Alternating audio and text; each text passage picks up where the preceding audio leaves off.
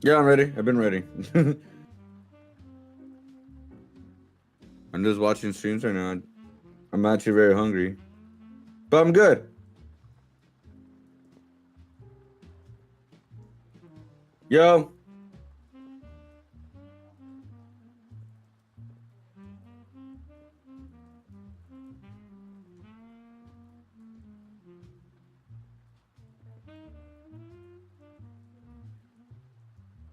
I don't know who that Discord is. I'm actually leaving Discords.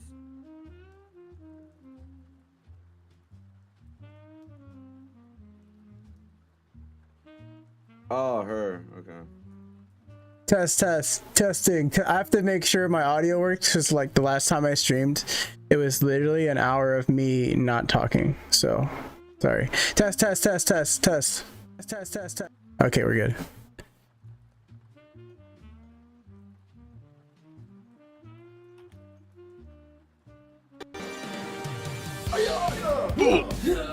Challenge me. Some practice. Hello, everybody. Welcome to another episode of the Dojo Cast, episode 3. Johnny is drifting. That's not the episode name.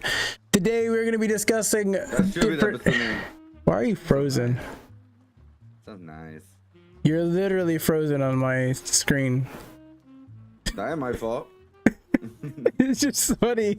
I thought you were looking the other way.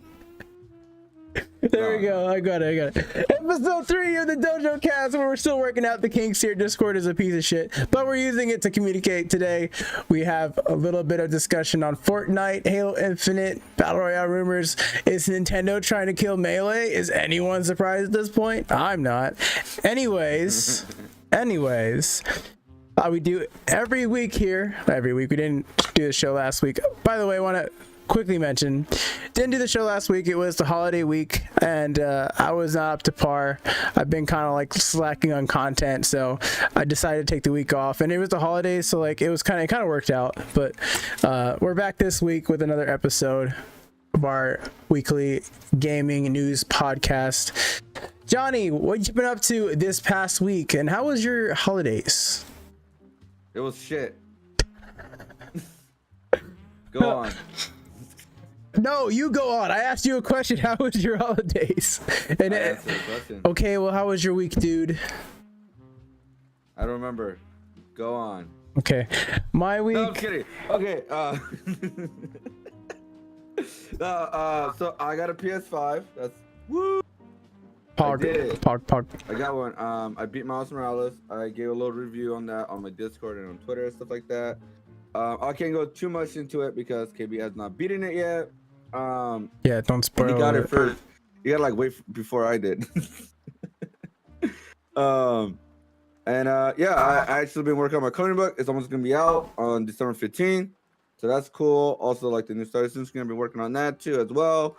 And yeah, I've just been posting a lot of content everywhere. Honestly, just posting on TikTok and YouTube and everywhere, like just constantly posting. And then on Black Friday, I guess holiday-ish, I don't know.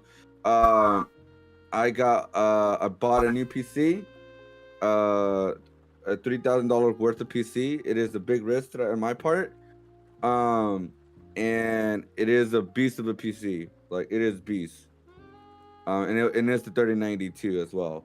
Are you calling it the Beast? Is that the name of the PC, the Beast? Honestly, I am. Because like I know there are better pieces out there, but like for me that is like the best I could get, and that is gonna last me for a while. And then me and my friend just gonna split Adobe Creative, so I'll be able to use like the Premiere Pro, After Effects, Illustrator, Photoshop, all the new ones, current ones. So I will actually be able to do a lot more new projects very, very soon. And with the PC I have, rendering will be a lot less actually. So I'm actually very excited. I'm very excited what to do with the PC and all that. I mean, you haven't even mentioned one of the biggest things about the PC. What's under the hood? What you got under the hood? I don't fully remember. Just kidding. You got to flex. I know what you bought. You showed me. I know how much you spent on it too.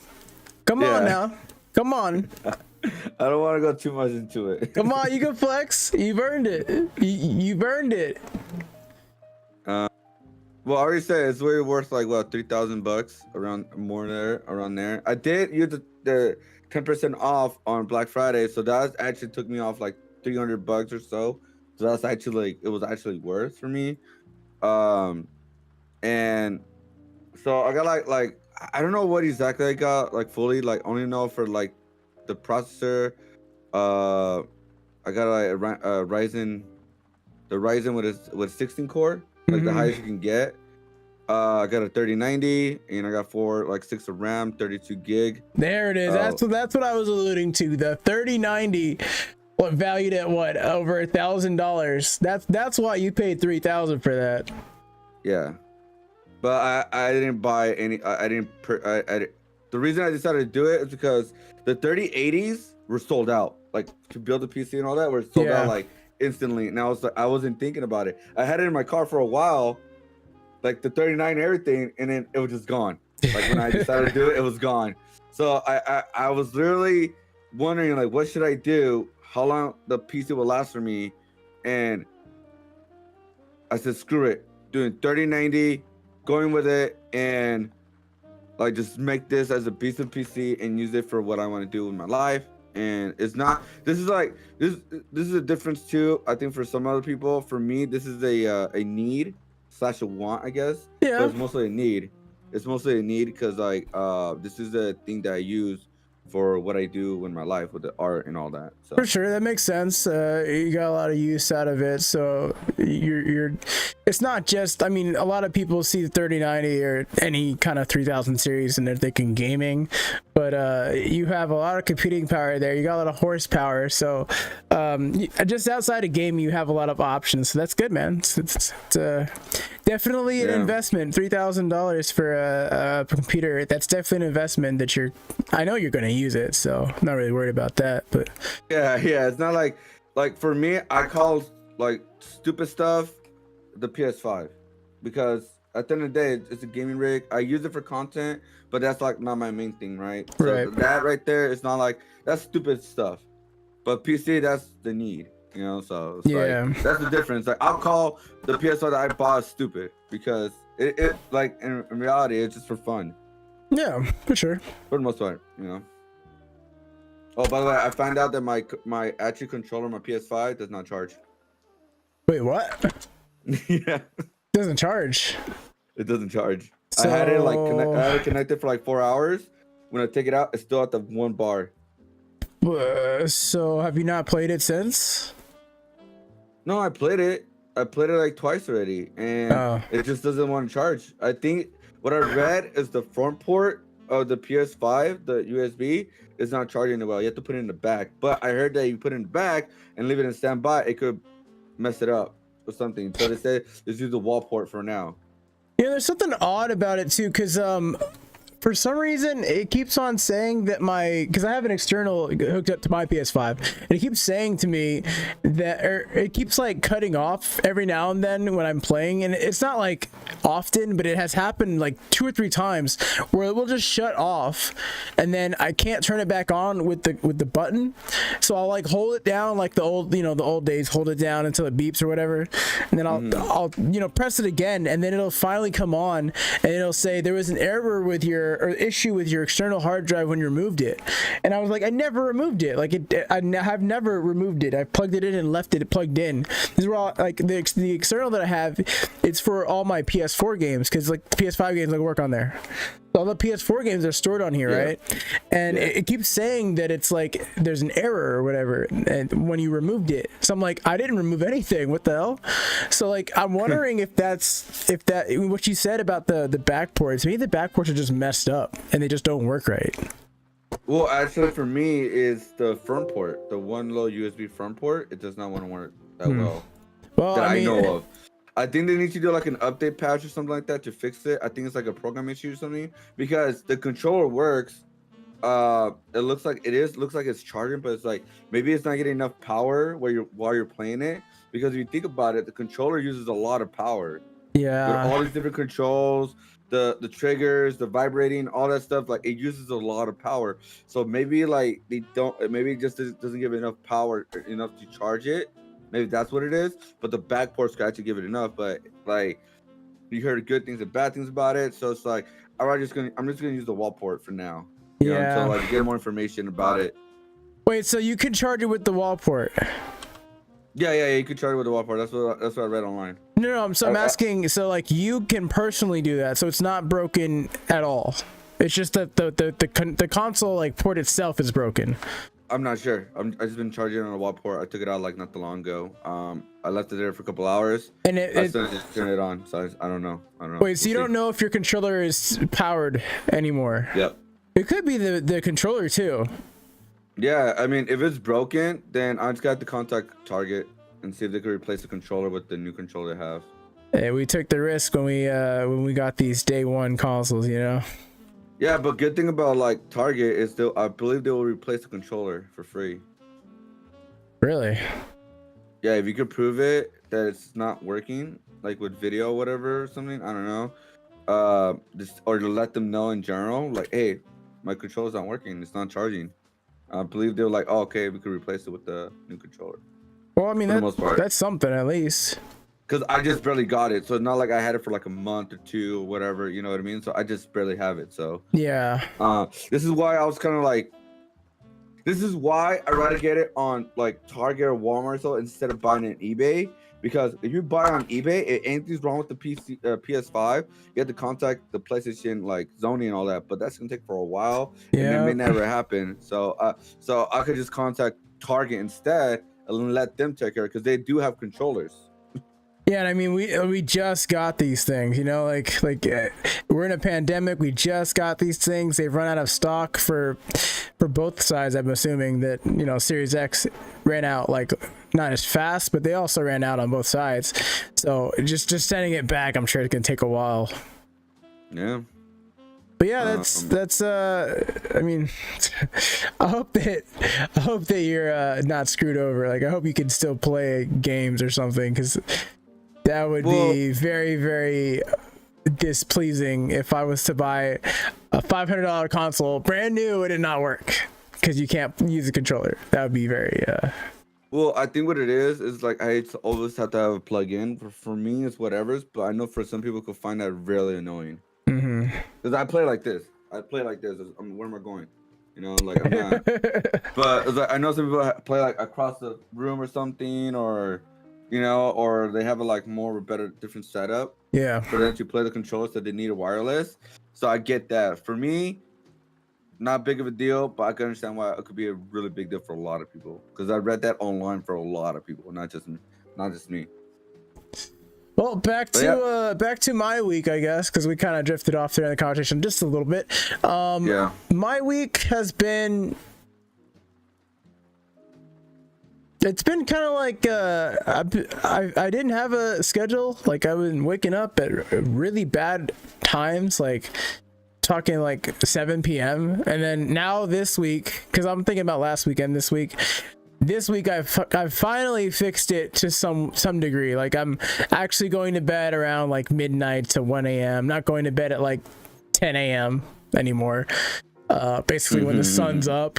I'm also slacking on content, but I am live streaming more, so I'm still making content in a way. It's just not like focused. It's just kind of like live streams. For instance, we've had a couple streams this week. Played VR chat. First time on a VR headset. I think I need some therapy after playing that because it was really weird. It was a really weird experience, and I liked it. But I think I'm gonna wait a little bit before I go back into that world, because I mean, there was a NSFW moment where I was panicking because some person had looked up inappropriate stuff, so I looked left and I saw a vagina. So I had to race. I had to get off of everything, and like, even though I was off, it still said I was on YouTube and other things, because I'm streaming on like 3 different platforms right now, and that was like a scramble for me. So I got rid of that content that could have got me banned, and we hopped back on, and it was very, very, very interesting. I fell down in real life and it hurt. I also punched the shit out of the this like useless side desk that I have here. Completely useless. And it was funny when I fell down. I was playing a game in VR chat where you would like basically you had to stay on platforms and not fall down. So I fell down and I was actually feeling the effects of falling down, right? So I fell on the ground like in real life, and I was like, oh shit, like that's the real world. And the real world hurts. The real world really hurts, especially because you're like, oh, I'm in VR, like it's cool, whatever. And then when you actually contact with a physical object in the real world, it hurts. So that was fun. We also did a Smash stream this week. That was fun, but I was really mad that stream. And my LAN adapter died. It serviced me for like 5, 6 years. So this LAN adapter is officially dead. And I bought a new one. I don't know where it is. Oh, here it is. I bought a new one, and it was supposed to come tomorrow. No, I guess it was supposed to come today. But I've been kind of on a shopping spree. I don't know if you guys noticed, but I have a green screen behind me. I'm in a dojo right now. I'm not really in my room, so just trying to mix it up a little bit on my stream. And I see your room, bro. You don't see my room. Well, you see my room, but the stream doesn't see my room. Okay. He's lying. But yeah, I've been kind of on a tear on Amazon. They had a couple good Cyber Monday deals that I snagged for like some clothing and different stuff, different crap that I've spent money on. And I'm getting cash back on my Uphold account when I swipe the card virtually. So I got some free crypto. So that's pretty. That's what pretty it was. Fun. Yeah, because I got cash back on my Uphold today. It's like, oh, you got money. I'm like, huh? Yeah. Well, when you spend it, you get cash back. So I got cash back through. I got like 72 cents, and then I got some cash back worth of crypto. And since some of those cryptos are really cheap, it gave me like a decent amount of each one that I got. So like those are gonna, like, you know, if they go up in value, I just made money. So like it's pretty pog. But anyways, that's pretty much my week. That's all I could think of, really. Go, you alive? Go. I mean, I couldn't buy anything else after I bought that. Yeah, I mean, you exceeded what I'd spent for sure. Well, yeah. Maybe. I've been buying the dips. But anyways, let's get into some news today. First article of the day: Nintendo puts a stop to Melee Online tournament due to use of illegal mods. Huh? Instead of Nintendo embracing the community and taking the tech that we've created. I say we, I've had no part in this, but the community, actually one person made Slippy. Okay, one person made Slippy. They quit their job to make Slippy, and their goal was to make Melee Online playable like it was local. And it literally happened when Slippy was created, and all the creators, or all the pros or whatever, they've gone and adopted Slippy, and now they wanted to make online tournaments, and like the Big House was going to do a tournament. Nintendo shut them down or whatever. And the Big House was a Nintendo, it wasn't a Nintendo sponsor, but it was Nintendo presented, I guess, or not presented. Nintendo just puts their name on things, because like they had no hand in this at all, but Nintendo just like kind of like slapped their name on it, and everyone was like, well, is it just this tournament? Is the Big House just screwed? And now it looks like more tournaments are getting shut down. It's just really unfortunate that we've come to this. I'm gonna show the article here on the screen. Big House.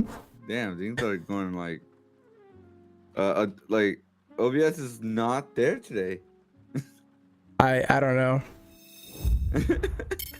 Back to what I was talking about. The article states the Big House is heartbroken to share we've received a cease and desist from Nintendo Incorporated to cancel our upcoming online event. They said an official tournament or official announcement. We were informed, but we were informed we do not have permission to host or broadcast the event, primarily due to the usage of Slippy. And again, I iterate, Slippy is the entire reason Nintendo is going after this. Like, if everyone used NetPlay, which was kind of like meh, like especially like NetPlay was okay if you have like the same region. Like if you're like, let's just say me and Johnny are in Texas and we play Melee on NetPlay, it would be okay. But if Johnny's not there, Johnny's in Cali, right?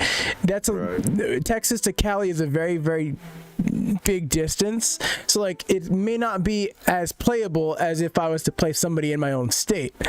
So Slippy was the solution, because you could play anyone in any location with Slippy. The net code it's called rollback. I can't talk today.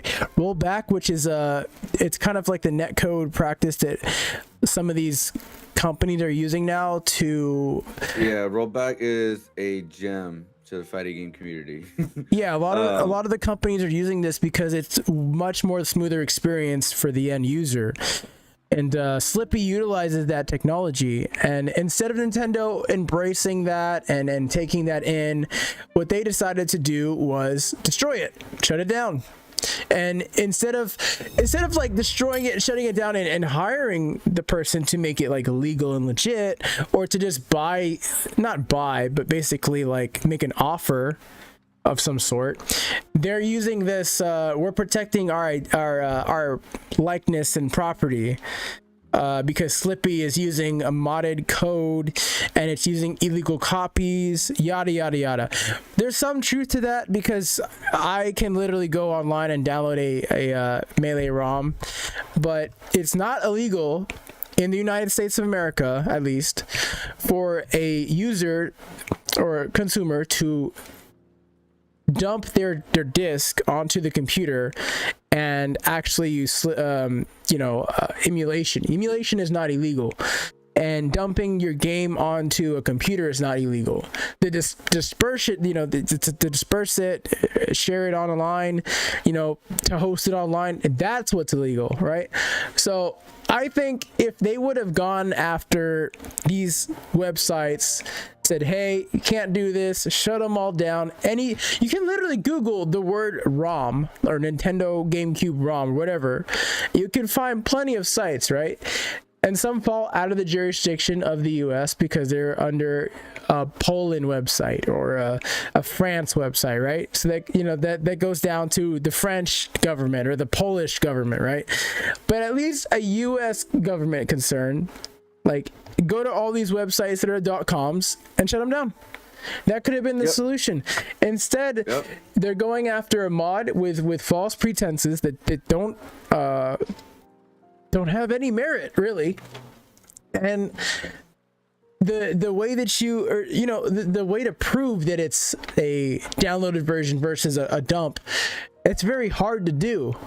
So to use that excuse, to me, is just like the weakest argument Nintendo has. But it is their right to protect their property, even though their claim doesn't have any merit. Johnny, what's your thoughts on this? I don't think they have any claims, really, because like you said, ROM is legally, especially if you could prove it that you actually have the disc and download the ROM into your PC.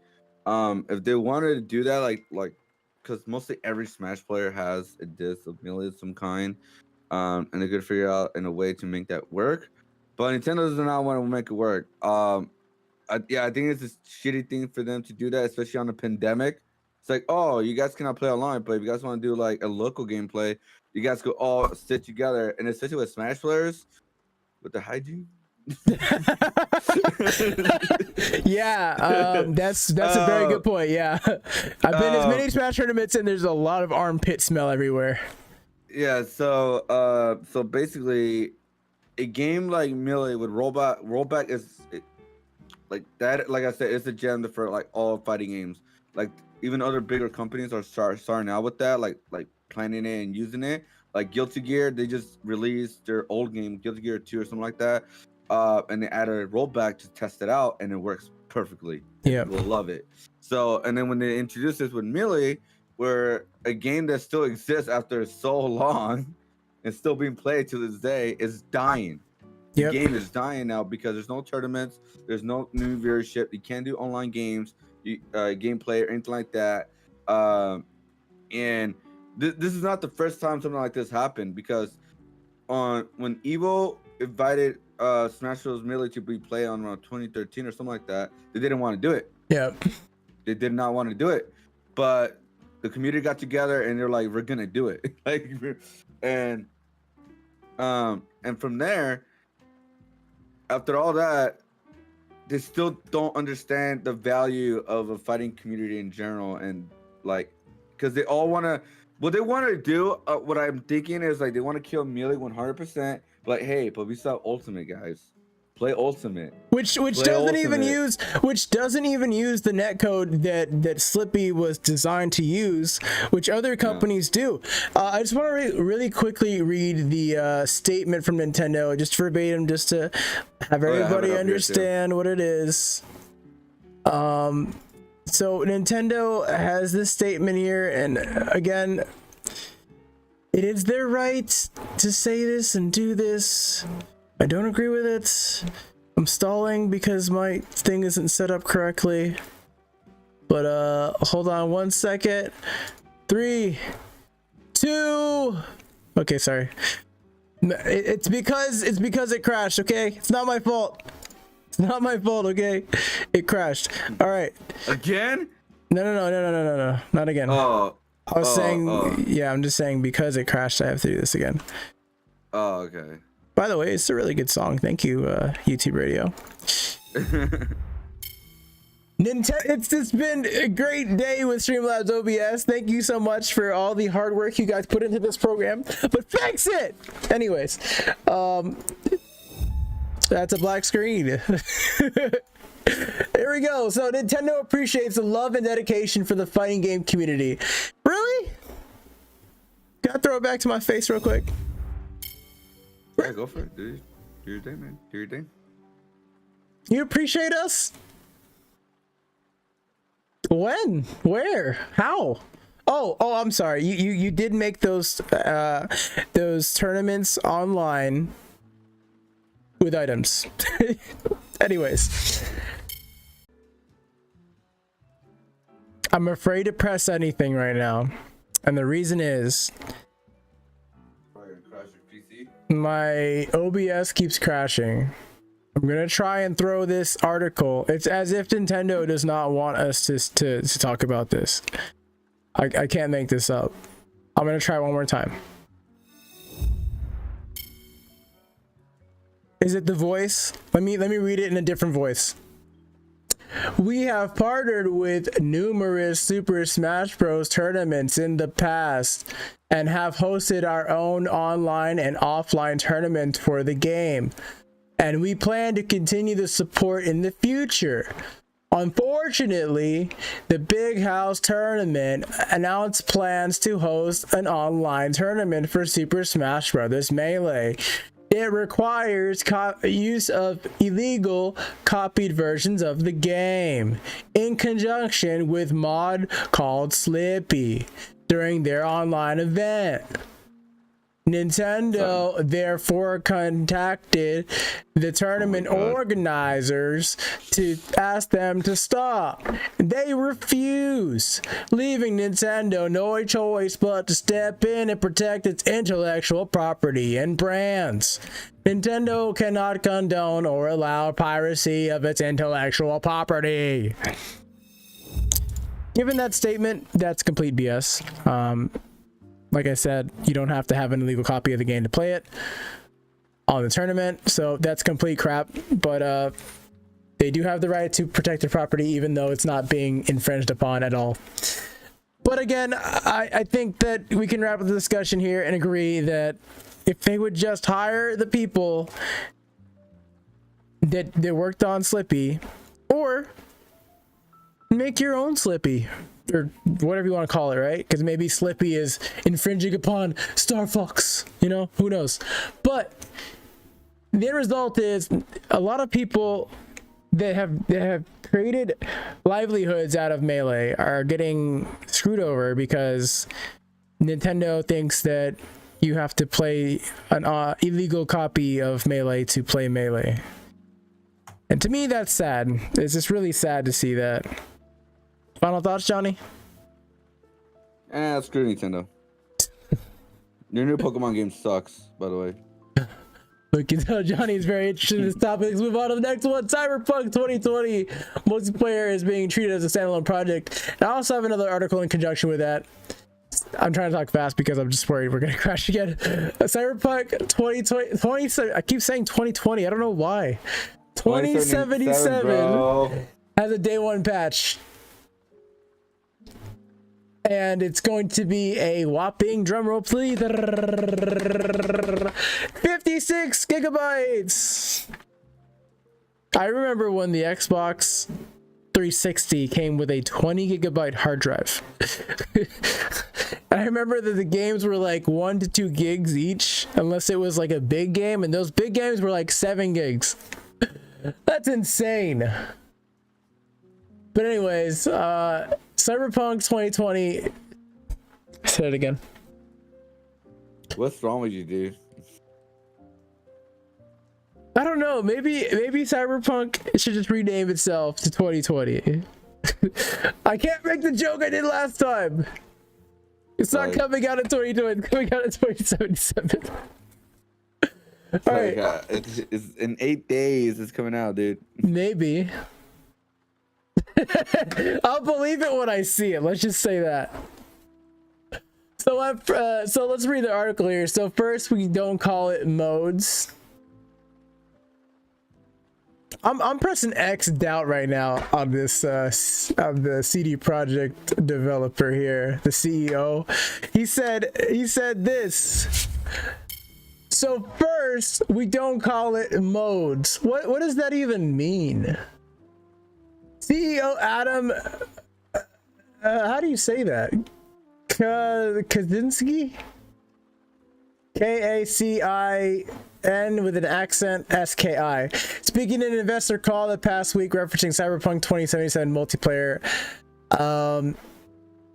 it's a separate dedicated production, a big production. We think it's going to be a standalone product. Johnny, what does this say to you?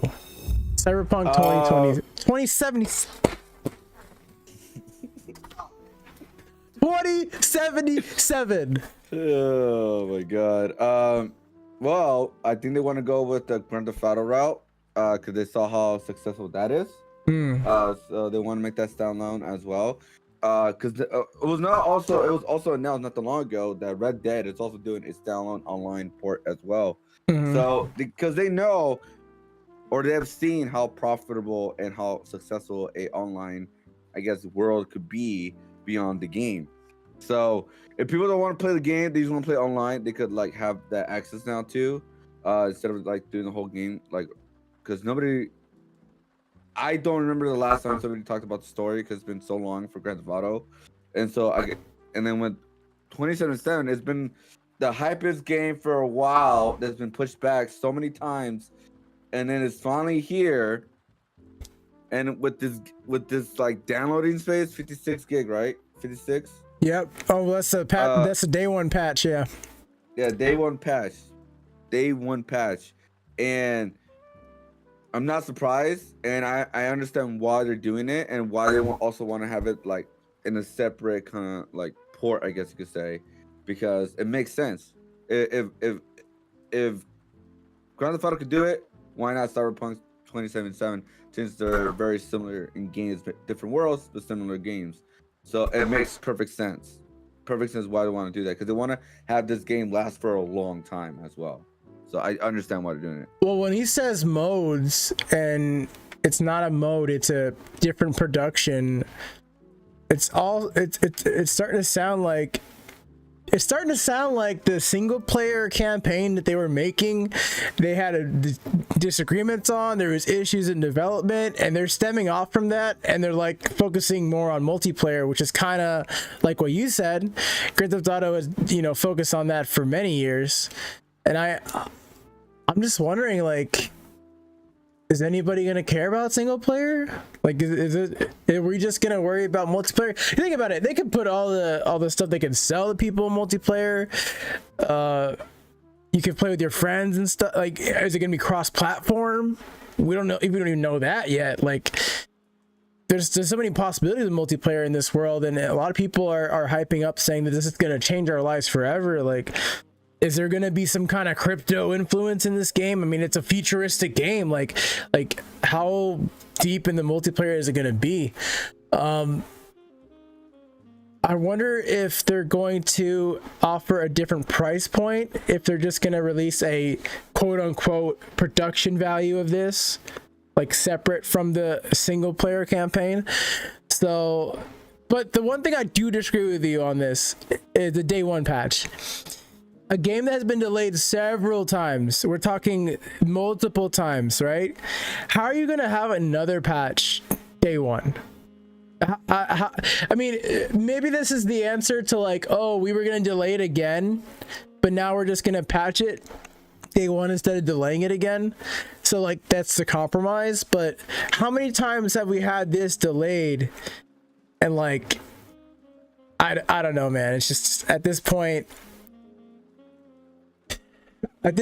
like, I have very, very little patience with this. I know, like, they could save face, go on a advertising campaign. They already have. I've already seen ads for it. But even the ads that I've seen on YouTube or wherever, it's still not grabbing my attention. I just don't know why. Like, not the way that Grand Theft Auto did. Because back in the day when Grand Theft Auto first came out, I feel like that grabbed my attention a lot more. Like, it was the first...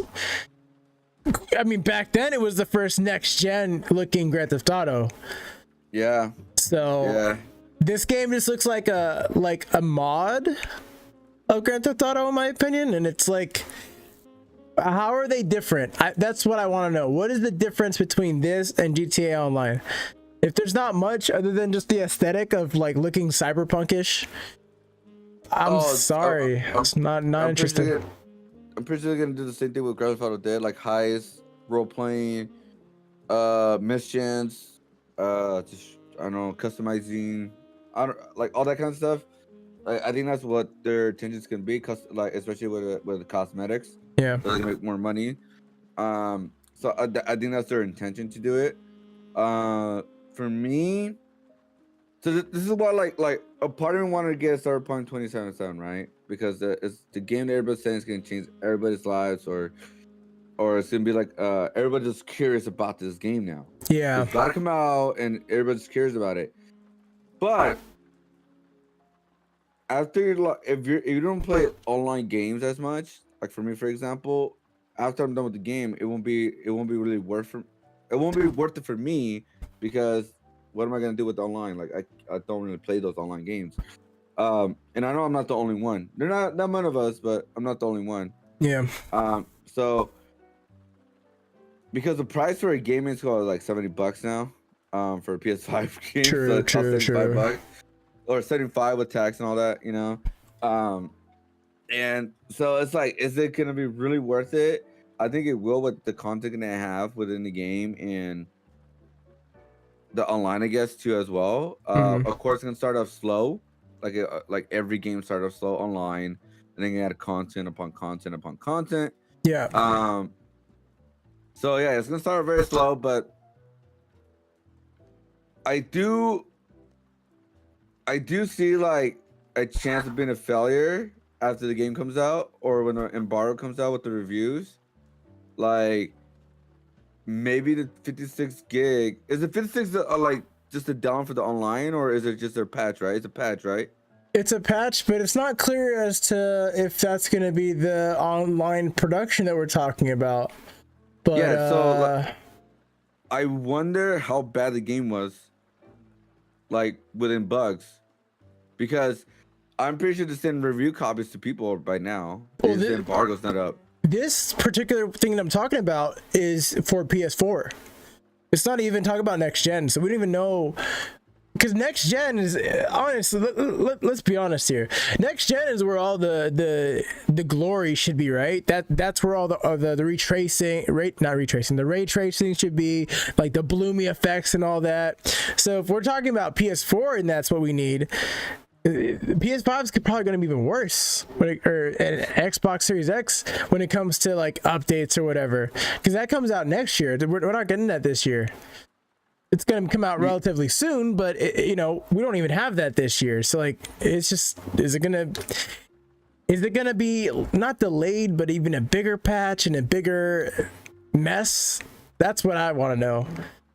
I mean, we already knew this was gonna happen, especially with next gen consoles. The first year or first couple months, it's gonna suck. We have all these bugs and all these things that are not working. We knew this, but we still bought it. All right, so we don't have much of time. We don't have much of a right to complain. We knew this. I disagree because we're the consumer, and the consumer always rules the day. Let's move on to the next subject. Oh my god. Forsen banned on Twitch indefinitely. Don't know why. What? Wait. I got more Cyberpunk news. Oh, you do? Like quick. Yeah, I do. I just saw something real quick. Living in the full Cyberpunk 2077 lifestyle will cost you about $2,000 and your dignity. Real money or? Real money. Okay. I'm kidding. I know you're joking, but we have video games today that exist through cryptocurrencies, and there are companies that are working into integrating open marketplaces. So like they use crypto to like not only use the payment infrastructure, but to like regulate, what's the word? Maybe a governance of like different assets and stuff in the games. So I'm just wondering, does Cyberpunk 2077, I said it right this time, does this game embrace the future that is now, like happening right now? Does it embrace the future in some way where it's like an open marketplace of some sort? That's where they have to distinguish themselves from GTA, where it's like, this is the future. Like, I know people are saying that, but like, let's see it. Let's see you use the future technology when it comes to like blockchain and stuff like that. I would be ecstatic to hop on there, because then that's literally what I like. I know I'm very invested into that. Obviously, I'm wearing an XRP hat, but I'm just saying, like, if it has that kind of like use into that open market where I'm talking about the developer sells stuff, the consumer sells stuff, and the developer can buy from the consumer, and the consumer can buy from the developer, and vice versa. That's an open marketplace. And that's literally what some of these companies that are using blockchain are trying to get into. So like, I'm hoping that Cyberpunk 2077 explores something like that, because that would be groundbreaking gameplay. That would be like very new to the whole gaming ecosystem, and that would introduce people into crypto. So that'd be a very, very fun and interesting way to like make the gameplay very lifelike and say that, oh, this is my life. I'm literally making money from Cyberpunk. That would be very, very powerful. I can see that happening. Yeah, they should embrace it. All right, let's move on to Forsen. Like I said before, banned indefinitely. Now, he got banned for saying things in the past, and like they were misinterpreting what he said because he's Swedish, which is like, that's so shitty. Like, just imagine speaking English and that not being your native language, and then people think you're saying something when you're not saying something, and then they ban you for it. Like, that's crazy. But Forsen got banned for a horse gif. I have not seen the actual gif, but Forsen tweeted out, and I'll show the tweet here on screen. I am currently banned for the horse gif. The ban is indefinite, which means undetermined ban duration. The entire controversy stems from a recent stream of his where he unknowingly, and this happens all the time to us live streamers, we get sent stuff, you know, you got to open it off stream. You can't open it on stream. I never, or on the other screen. Yeah, exactly. I never open anything like live, and again, like when that happened on VR chat where I saw that, you know, that thing, I had to excuse myself. But you never know what you're gonna see on a link that someone sends you in your chat. So, but anyways, he unknowingly opened the explicit horse gif on stream. It's a clear breach of Twitch's explicit content and nudity policy.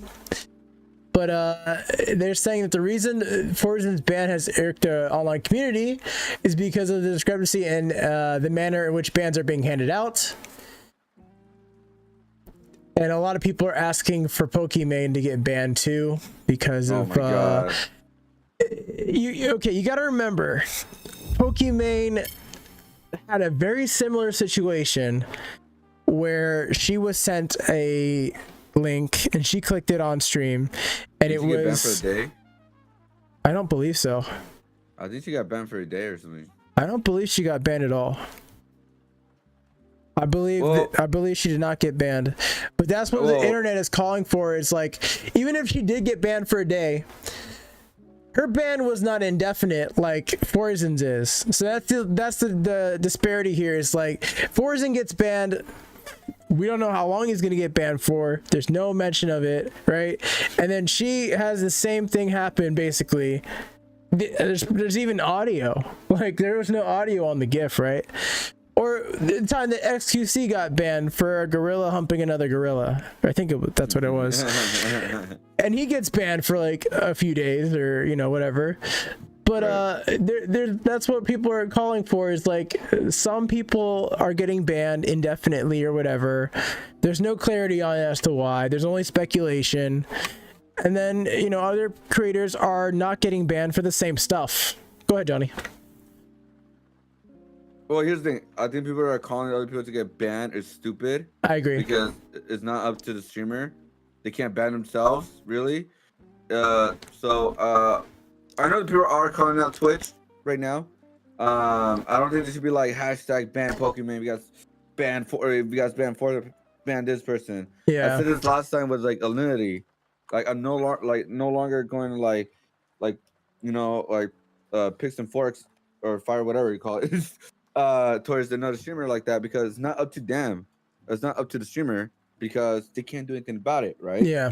And Alinity literally had to say, "Hey, can you guys ban me so I can stop getting this hate?" That's sad. That's a really sad thing when a streamer has to ask for a ban to stop getting hate. You know what I mean? No matter what they did, right? Yeah. And so with Forzen, like, the time he got banned was because they thought he said the F word, but it was actually a word from his language, right? And he got banned for that. He came back, and then this whole gift thing. So what this does is a very dangerous thing, because it gives power to the trolls. It gives power to them, say, "Oh, we could do this and we could get away with it, and we could actually get streamers banned because of this." So what's gonna happen now is, like, now streamers are not gonna like open anything at all from anybody, because then they don't know who to trust anymore, and Twitch is not gonna protect them right now. As of right now, there's no indication. Oh, we're gonna protect the streamer. Like, we get it. It was a troll, and you put that gift for like a second or something like that. I didn't see it. I've not seen it at all either. But like, I read this story, and it's really weird that Twitch is like, "Oh, it was a troll. We're not gonna ban you. Just be careful next time." Yeah, No, slap on the wrist. Yeah. Yeah, like we're banning you 100%, and like indefinite. He doesn't know. I'm pretty sure he's gonna be unbanned at some point, because of how much outrage people are talking about this, and big streamers are talking about this, like his friends and stuff. So I'm pretty sure it's gonna happen. They even had to respond to this as well, that we updated our policy. We're gonna look into this more. We're actually gonna contact you guys when or actually announce why the person got banned, etc., stuff like that, to the streamer. And I'm pretty sure he will be unbanned very soon. But it is a really messed up system right now with the banning process, because I guess I don't know what it is. Like, if somebody reviews it, like, personally, I'm pretty sure the person reviewing it could see, oh, it was a troll. Yeah. I'm just gonna, hey man, so we saw the clip, with the gift thing. Hey, just be careful next time. Don't open like random like links, whatever. Especially don't ask for them. And you're okay. But we saw it. We saw it, and you're good. We know it's a troll, and that's it. That's all they have to do is send a quick email to him or to the streamer and stuff like that. You're good. You're okay. We saw it. You're good. It's a troll. We get it. I understand if somebody did something like, oh, they opened something on purpose. You know what I mean? Like they opened something on purpose and they did it. That's their fault. Well, but again, saying purpose is like subjective. You don't really know anyone's intentions. They could say what they want to say, but at the end of the day, you don't really know anybody's intentions if they're trying to be malicious when it comes to like, oh, I didn't know. Like they could play dumb, you know what I mean? So, Twitch did, like you said, they did address this a little bit. They did mention something, so I'm gonna read this on Twitter here real quick. Reporting is crucial to maintaining the community safety guidelines, community and safety, and we've heard your feedback that we need to provide more information for reports. Today we'll begin sending email when we've taken action on certain reports. Learn more in the blog, and they did posted a picture here with the Twitch logo. In April, we launched a report confirmation email, and today we're adding an additional notification to the feedback loop. If you file a report and enforcement of action is taken for the reason you selected, you will receive email confirming that the action was taken. This is the next step in our ongoing initiative to provide the greater clarity to the community about the reporting process. We are working to add new features to our report flow, and we will release them as soon as they're available. So they did address it a little bit. What I take from that is that they're going to give us like more clarity as to where our reports are, you know, going, like what's going to happen with them and all that.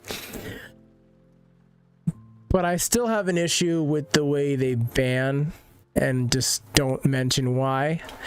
I think we really need to get information as to why people are banned.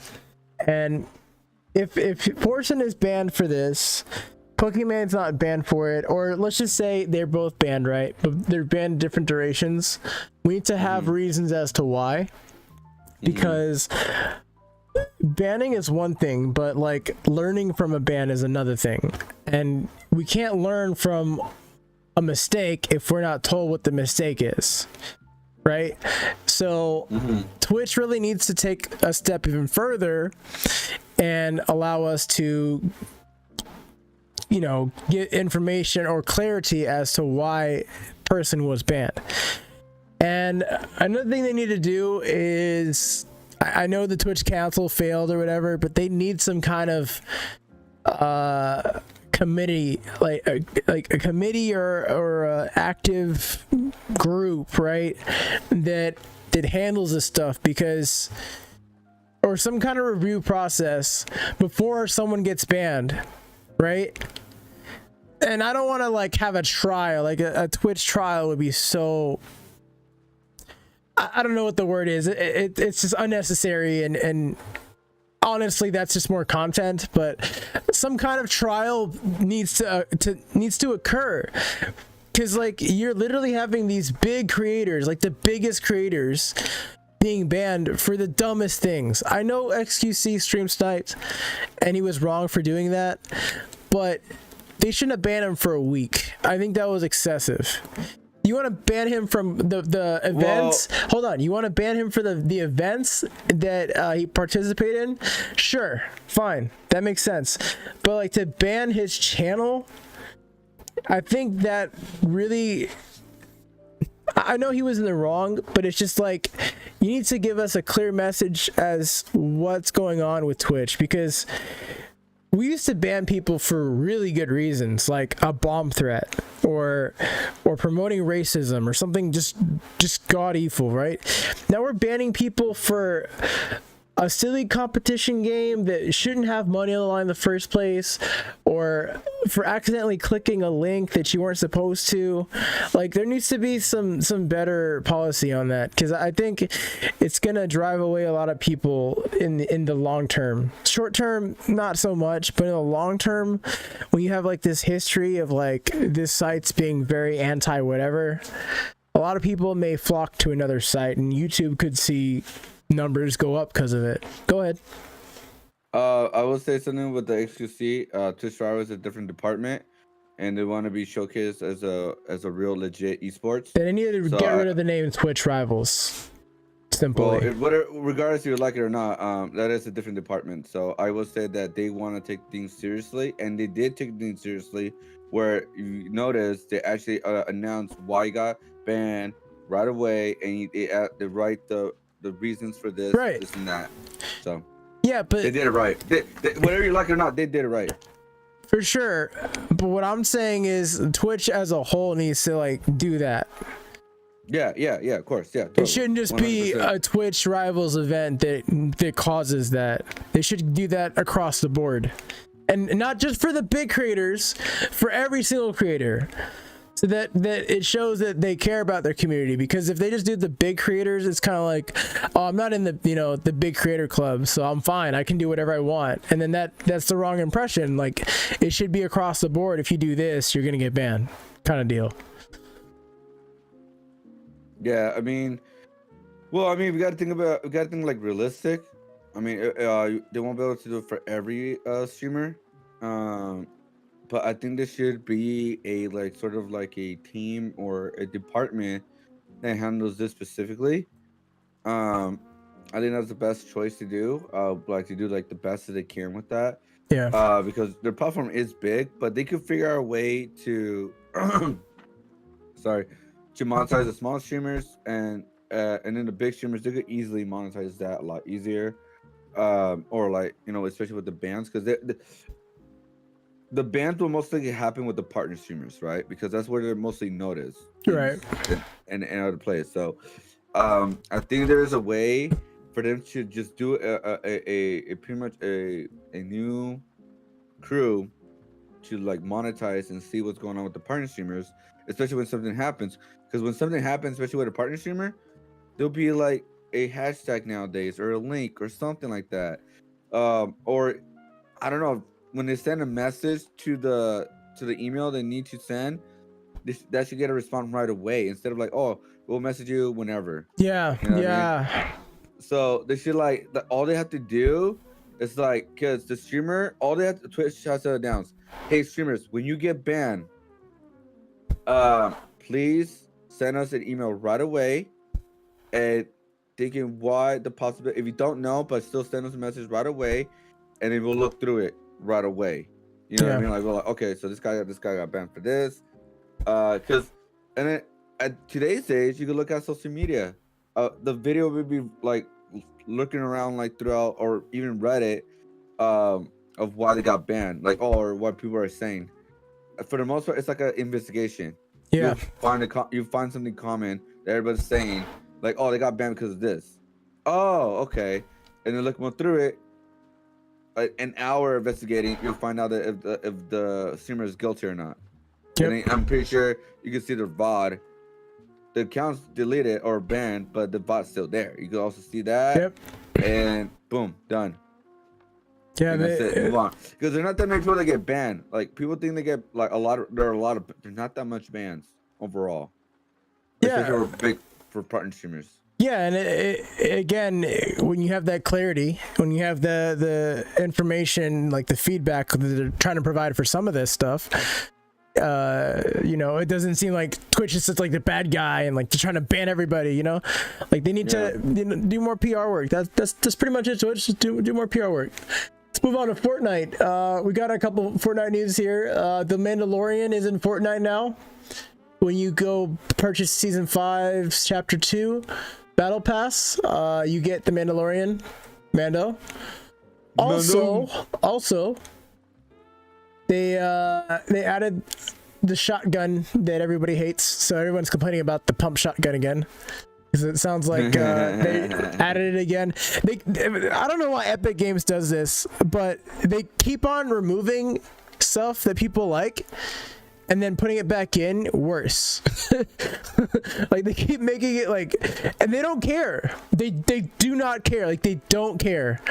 So like, that's something I noticed today. Is like, I was watching a stream and these people are complaining about the pump shotgun, and apparently they had removed it and then re-added it back in this chapter or whatever. I don't know. They used to have just seasons. Now they have chapters of seasons. So go figure. But they were complaining about the pump, and they were saying that people on Twitter are literally asking to bring back the old pump because they removed it. And now they brought it back again, and now it sucks. So Fortnite doesn't know, or Epic Games doesn't know to do that. But there was a leak recently that the God of War himself, Kratos, is coming to Fortnite. And now it's official. Like, PlayStation confirmed it. This article on Forbes.com is speculating that our Xbox and Nintendo Next. Johnny, you think we could see Mario and Luigi come to Fortnite, or who's on Xbox? Master Chief? Master Chief would be really cool, by the way. I think there's a lot of crossovers there because they already did a lot. So Fortnite had a lot of business with Disney. Yeah. They just finished a big event with Marvel. So they want to look into like what is next, what is new. So I guess they want to go more with the gaming community, like characters. Yeah. So I think that's like the next kind of role, but they still have a deal with Disney because now Mando's in. And maybe Sony was like, you know what? Maybe we should like promote Kratos, the characters, to get more familiar when we release our second game, like the Ragnarok. So yeah, I think that's why they want to like bring in Kratos like into Fortnite because a lot of viewership, a lot of people watching it. So people love Kratos, and I mean, every game that they come up with. Every game that Kratos in is almost like the great game. So now him being on Fortnite, a familiar game, bring a new audience, and getting more hype for the second game, for like God of War, the second one. I think it's a great choice, and I believe we'll see like Master Chief at some point, Mario and Luigi costumes at some point as well, like even like Princess Peach or something like that, or Koopa.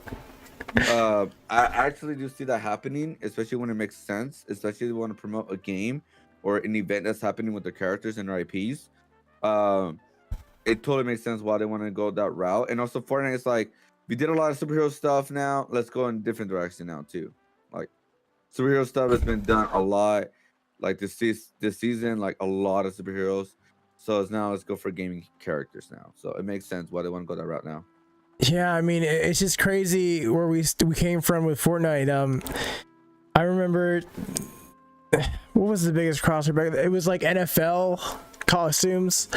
Like that was a big crossover for me. Like, wow, we have like NFL like team like logos, helmets, and all that. Like in Fortnite, that was crazy. And then just jumping into superheroes, that was like kind of nuts too. Where DC wanted to get into, so there's like Batman, Harley Quinn, Black Cat, Catwoman. Yeah, Black Cat. Not Black Cat, Catwoman. Catwoman, sorry, you confused me with the black. Yeah, it's just crazy. Super Smash Brothers Ultimate was supposed to be the big crossover game, and Epic Games is really giving a run for their money. I mean, could we see Steve pop up in Fortnite? I mean, that would be. I mean, I know Fortnite isn't the biggest game anymore, but Minecraft still is huge. That would be like, I know Smash, like Steve coming to Smash was a big deal, but Steve going to Fortnite, where you literally craft in both games, kinda like that would be huge, just as big in my opinion. And I would love to see Captain Falcon in Fortnite, or because I'm trying to think of characters that already use guns. Like, I don't think Mario or Luigi fits. Like, I don't think any of the Mushroom Kingdom fits. But, like, Star Fox, that could work. Falco. Oh, I mean, like, they could use the Mario outfit only. Like, they could use the generic character they have and just put the Mario outfit on top of it. Yeah, but I think people really appreciate when they put, like, a 3D texture or 3D model into it. And, like I still play as Psylocke.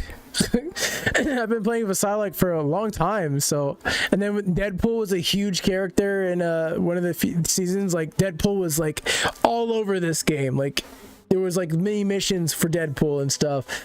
I'm just very impressed. Like, honestly, with both games, Ultimate and Fortnite, when it comes to crossovers, that they've been able to pull this off. I mean, we've got Terry Bogard in Ultimate. Street Fighter characters in that game. We've got Steve, and then in this game, Fortnite, we've got all these different characters from John Wick. Yeah, John Wick was in it. Like, technically, Keanu Reeves is in the game. You know, Twitch streamers like Loser Fruit, or even music people like Marshmallow and then Ninja. Travis Scott. Travis Scott was in it too. They have Star Wars. They have Stranger Things. They have Tenet. I believe that has something with Tenet. They have Tenet. Yeah, I believe they did a crossover with Tenet at one point. You can literally advertise on Fortnite. Like, that's literally the advertiser now. Is like TikTok and Fortnite. Yeah, it was like like the event, like the screen. I remember they had like something with Rocket Ralph breaks the internet. You can see a cameo of him. What? So that's still kind of a crossover when that happened. Yeah. So like they have been doing a lot of crossovers, and honestly, but I believe by next year they'll have way more crossovers than Smash Bros. Yeah, I think so too. I mean, we still got 4 characters left, and hopefully one gets announced here in about 8 or 7 days or so. But yeah, because this season was all about Marvel. The Avengers Endgame, and then the Infinity War. Then they add Aquaman, they add Batman, and Birds of Prey, Borderlands. And they went back to X-Men too. Yeah, they just added they added crossovers upon crossovers. And I'm pretty sure there's gonna be like more streamers to be involved in it, more content creators, more like everything. Like, it's literally unlimited because all of this is just cosmetic. Yeah, true. They probably gonna do something with Cyberpunk. I have no easily to do with Cyberpunk, like with the outfits. They could do a whole aesthetic with Cyberpunk too. Yeah. You know how they changed the map and stuff? They could change it, you know? Yeah, they could easily add like Zelda or Link's outfits into the game. Easy. And yeah, this Fortnite is becoming the biggest crossover of all time, and it's gonna beat Smash Bros at one point. I mean, it's such a big household name. It's just like, you know how oh, go ahead, sorry. I was saying, you know how the meme of like Fortnite is like gaming to a lot of parents, like, you know, like when we were kids, like gaming to us was like Nintendo. Like, even if you didn't have a Nintendo, people are like, no more Nintendo, or are you playing Nintendo, whatever. Well, like now Fortnite is gaming to like a lot of parents. That took off for kids, and now they get all these different costumes they can access. Like, man. I mean, they got more characters than they did with Smash Bros. By now, right? If you like. Oh, by far. Franchise, by far. Like, but you count the characters in general, like individually. Yeah.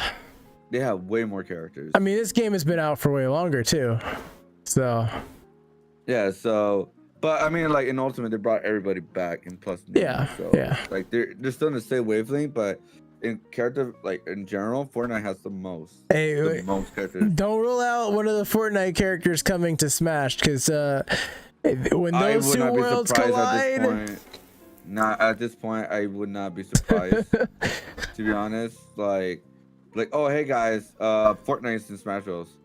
I'd be like, whatever, but obviously, I for sure would be seeing that trending. Yo, Game Awards. This is the time. Announce a Smash character going to Fortnite, and then vice versa. That would make 2020 a great year for Game Awards. Yeah, just don't do the stupid joystick awards. They're freaking lost all credibility. Dumbasses. And as much as I love Apex, please don't bring that character back to talk about Apex. I hate him so much. Mirage. I can't stand him. I'm gonna go back what I was saying. Nobody even knew about the Golden Joystick Awards this year because of how trash it was. They like, what? It happened. It passed. What? That one? Really? Whoa. I don't even know what you're talking about. Let's move on to second to last bit of news. Nintendo Switch version 11. We're going to talk about it very briefly because there's not much to say. They added an icon to the home screen where you can click on Nintendo Switch Online and see all the features that you can get with it. It's just basically SNES, NES emulator, which you already have access to if you have Nintendo Switch Online. They also mention game trials. There's like a little section for that as well. Not much to talk about here. Online play invites still useless. I don't know any game that you can use that on the Switch, to be honest with you. They also did expand upon the save cloud feature, so you can actually see like all of your save cloud datas on the Nintendo Switch Online app. So that's pretty useful to see, like, you know, the timestamps and all that if you're curious.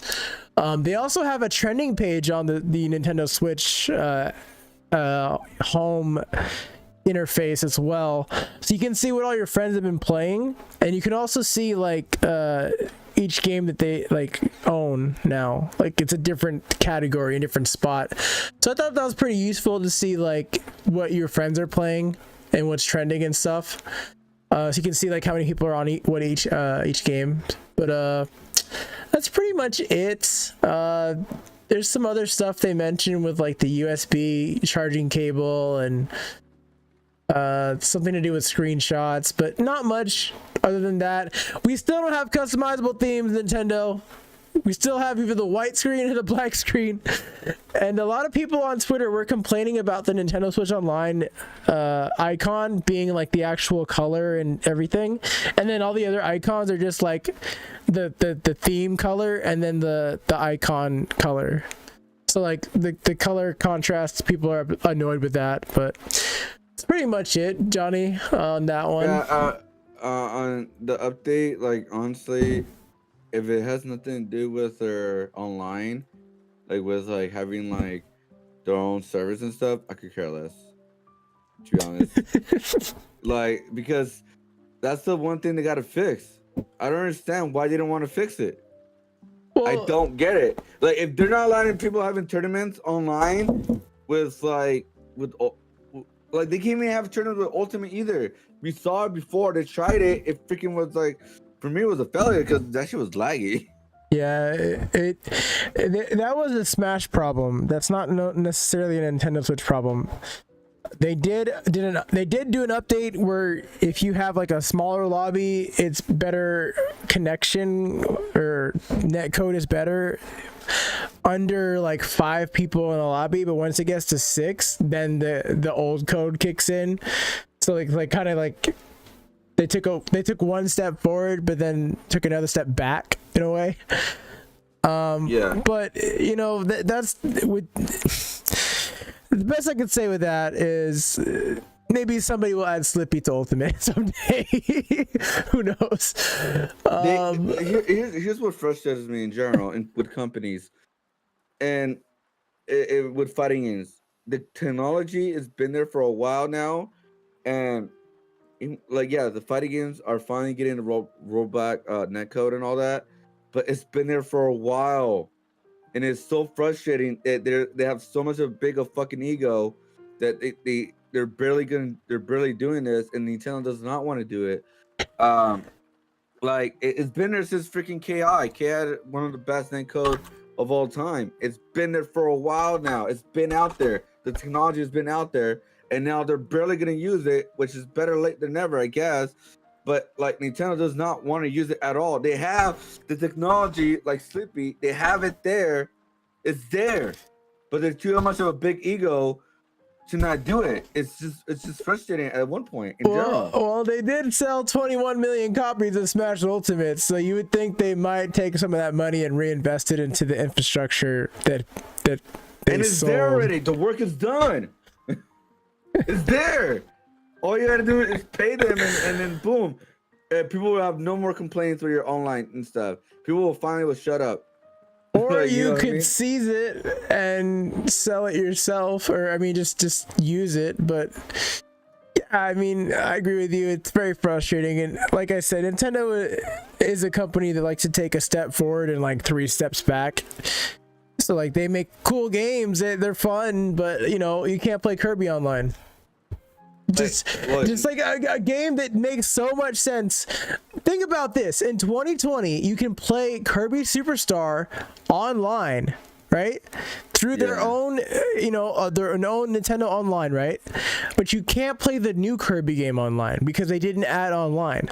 And then think about this: they made a Mario Party game for the Switch and didn't put that online. They just put the mini games online, and it's like not even a full slate of mini games. It's like some of them. Yeah.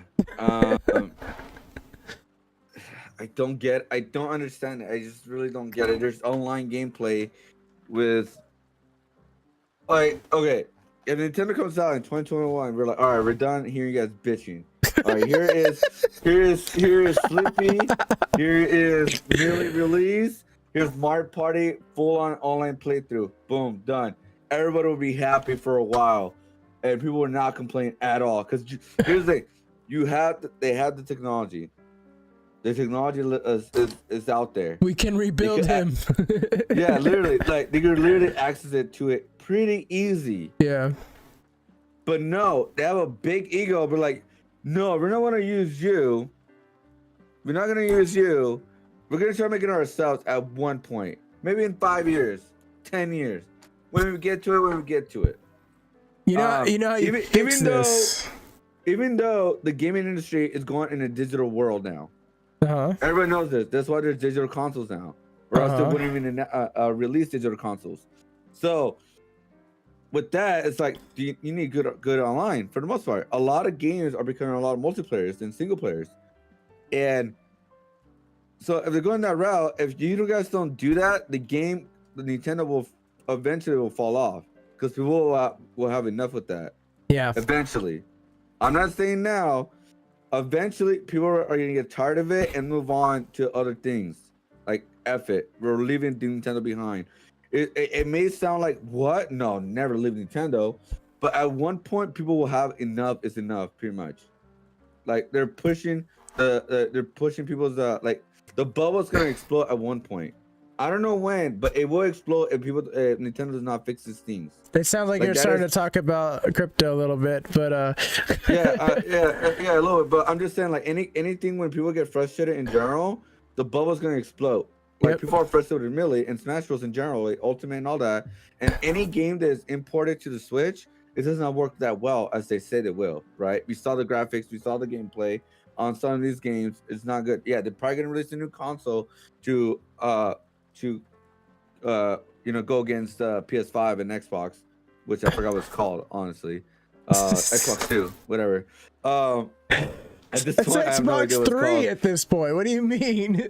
I have no idea what it's called. But anyway, it's like at one point, people are gonna be like, I don't want to play this game, and your sales are gonna go down, maybe by a lot, because yes, kids will still get it, of course, like what they know. They're gonna play whatever you're gonna get, right? Especially with Nintendo. But at one point, they will eventually just go to another console and just play that instead. Because Fortnite is everywhere. Like Fortnite is everywhere. All right, so they don't need a Switch. And then I'm pretty sure parents will get tired of kids complaining, I can't play Fortnite. It's laggy. Or I can't do anything. Or they'll see it on other consoles and be like, I want to play Fortnite on that because it looks better and plays better. And then they'll become affordable because at that point, because everybody does talk crap about the Xbox Series X. That's what it's called, by the way. But at least they have a cheaper option. So if you don't want to shell out as much money as you have to shell out for a Series X, you can go for the cheaper route. You still get the same tech. You get memory cards back, so that's kind of a nostalgic feeling if you really want to go back to memory cards. And you do have that option for people that can't afford it. It's like parents don't want to spend money on the most latest and greatest, right? They can go for that route. And then the PS5 may be more pricey, but when these are in stock and you're given the choice of a PS5, a Nintendo Switch, or an Xbox Series X, I'm thinking that these people may choose those options as well, instead of a Switch, because even though the Switch, here's the problem. You're right. Nintendo does have an ego. They survived the Wii U days, and they forgot about them. That's the problem. When you forget about shit, you act like it doesn't happen or didn't happen. So since they forgot about the Wii U days, now they're like, we're Nintendo, we're hot shit. We've sold 21 million copies of Ultimate. Well, Melee community, just play Ultimate. What are you doing? There's 21 million people that have this game. Play Ultimate, right? That's not the solution, right? Even the people that play Ultimate hate online. I'm sure I could ask anybody that plays Ultimate online and only online if they have a good time every time, right? Because I can say locally I have a good time every time, but online I can't always say that. And then the thing is, like, publishers were dipping out on the Wii U, and Nintendo forgets this because now everybody wants to port their game to the Switch because it's powerful enough to run games. It is. Yeah. But it's like sometimes on these ports, it's the bare minimum, and Nintendo is not checking what they put on the eStore. There's games on there that are advertised to run well or play well, and they run like shit. And then people, there's no demo of the game. There's no like trial of the game, so they download it expecting it to be a because here's the thing: when companies port their games to the Switch, if they're not using the company that made that ported Warframe or there's like 2 good companies that port a lot of the games on there. If they're not using those companies, those ports are going to be rough usually, and they're going to need to be patched. And the thing is, a lot of these games are being advertised or whatever, and you see that Switch logo on there. She's like, "Oh, that game looks great." And the trailer, by the way, is not on the Switch. It's probably on the PS4 or Xbox One back then, or maybe even a PC. They mix it up. They actually mix it up. That's how they trick people in marketing. Yeah, or, like, people are watching the trailer. They mix up the like the console version with the Switch version. They mix it up. Yeah. And they're like, they make it seem like it's super good, but it's actually bad. Like, especially graphics, the frames, and all that. Like, they do that on purpose. They know what they're doing, and people are caught on. So not only people are like going back into like Wii U days, honestly. Yeah. The Switch is an okay console overall, but if you look at it, it's becoming the Wii U again. Well, if you look at everything, it's an upgrade of Wii U. Don't get me wrong. But it's coming back to that again. It's coming back to the Wii U. Well, all of Switch's like all of its like victories, like its feats, they're starting to get outweighed by its cons and faults. Yeah. And I think that the Switch hype has died down, especially now that we have PS5 and Xbox Series X. Those two consoles. Yeah. I mean, I'll be honest, I have not touched my Switch much since I've got my PS5. And I'm somebody that has like a gaming PC and a PS4, right? I stopped touching the PS4 when I got my Switch. And then the PS5 comes out, I've not touched the Switch as much. And the only game that I do touch, obviously, is Smash, because that's not on any other system. So that literally Nintendo is banking on one game, and this is their fault now. I know I was very, closed-minded. I'm very closed-minded when it comes to some things. I was very closed-minded when I was like, yes, half of E3 is Smash. Hell yeah. But a lot of people at Nintendo that are Nintendo fans don't like that. They're like, where the hell's Pikmin 4? Where the hell's Bayonetta 3? What about Metroid Prime 4? You know what I mean? Or is it Pikmin 3? The next Mario game. I don't know. Yeah, where's the next Zelda sequel? All these games that either have mentioned or announced are no-shows. They were announced in 2018 even before, like 2017. The Pikmin game that I mentioned was announced in 2017. I think even 2016, honestly. I don't remember, honestly. Bayonetta 3 was announced 2 years ago at the Game Awards. Yep. Haven't seen a single thing of gameplay. Maybe this week or next week. We'll see. I highly doubt it. But the point is, Nintendo, they had a great launch 2017. The Switch was a success. It had a good momentum into 2018, and then 2019 is when they started the delays.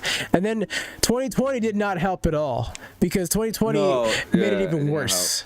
So to go back to what we talked about here, like probably an hour ago, the update that came out is very underwhelming. And people have been asking for themes since day one. They've had... I guess this is the 11th update, if it's 11.0. We've had 11 updates. Yeah, that's the thing. That is the thing.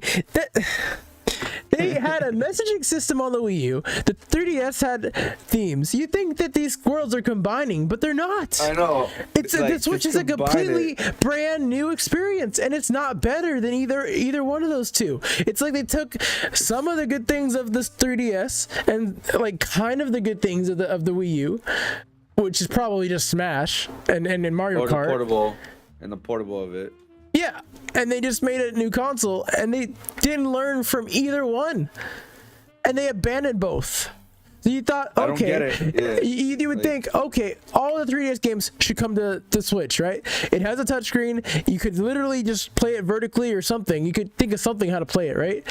It's yeah, crazy. they could bring back their DS like virtual console kind of thing. Like, oh, here's your DS virtual console because you could play it. Yeah, it's just mind blowing to me. So to wrap up this discussion of the long rants of how we are fed up with Nintendo, Johnny, what's your last take on this? I'm fed up with like fighting games in general, because how easy the technology is there, but they don't want to use it. Yeah, I'm freaking like, it's there, like, you know what I mean? It's there. Use it. Yeah, I guess it's like we know what's best. The community doesn't know anything, and sometimes that's true. But as of late, I don't know if I agree anymore because these people. Street Fighter. Somebody fixed their netcode, and they didn't want to use it for the longest time because the biggest ego. Same thing with like Guilty Gear. They finally took him back. Like, oh, the rollback is there, but we don't want to use it because we want to fix it ourselves. But it's been there. You guys, like, they don't want to let go of their ego. They finally did. They tried it with the old Guilty Gear game, and it was successful. Why do you think there's so many Smash clones? Yeah, exactly. Like, they made what was that, Project M? Well, right? I'm not just talking about the mods. So first there was like a company effort, right? There was a Cartoon Network game that tried to be a Smash clone, and then there was like PlayStation All Stars. They tried to be a Smash clone, and then the community said, "To hell with this! We'll just make our own." So then we have Brawlhalla, we have Brawlout, we have it's like the new one that I played that I don't like. I can't remember the top of the head, but there's so many Smash clones that exist today. There's even like Super Smash Flash, and then now they're making their own game instead of making like a Smash clone, like a literal Smash clone. They're making their own game now. Yeah, that makes sense because they're like they're gonna like, if we're not gonna get hired by like Nintendo or whatever, you know, to fix their online whatever, or some of their gameplay. We just make it ourselves. Yeah, and these games they have the technology and everything, so these games that are indie games that are coming out, they have the literal thing that people are asking for. Good netcode, good online features. Like, we still can't change our character online. Like, you have to leave the lobby or leave the line to change your character in Smash. That was something they had in the last game. Like the last game, you could change your character. You didn't have to leave a line. There was no line back then, but you could still change your character. Like it's just, and you could choose the stage. You didn't have to pick one stage. Like, they updated it though. They barely updated it a little bit. I mean, you can pick like a playlist of stages, but if you want to pick a specific stage, you have to leave the line and pick the stage. Like, at least we can change rules, some of them, like some of the rules now. But I'm telling you, like, it's just like they're not forward thinking. They're just thinking like reactively. That's the problem with Nintendo. I think with Nintendo is, I think because they think all their audience is very young. Or they were, you know, and now we grew up. I know, but I think was like most of the majority of the market is. They think it's very young, right? Because the games they put out. But hey, look at the community stuff, the content they put out, like the Kit and what's the Kit and something. It's like this white dude and an Asian woman, and they're supposed to like do all this stuff to you know, make the community happy and stuff. And it's like those videos. You should look at the comments.